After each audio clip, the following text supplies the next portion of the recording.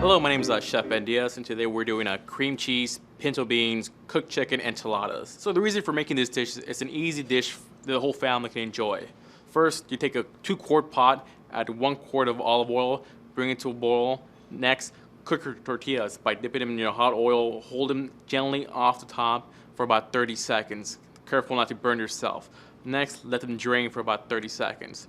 While that's going, in a large bowl, add your 1 cup of cooked diced chicken. Next, add 1/4 cup of chilled cream cheese, 2 tablespoons of cilantro, cup of pinto beans.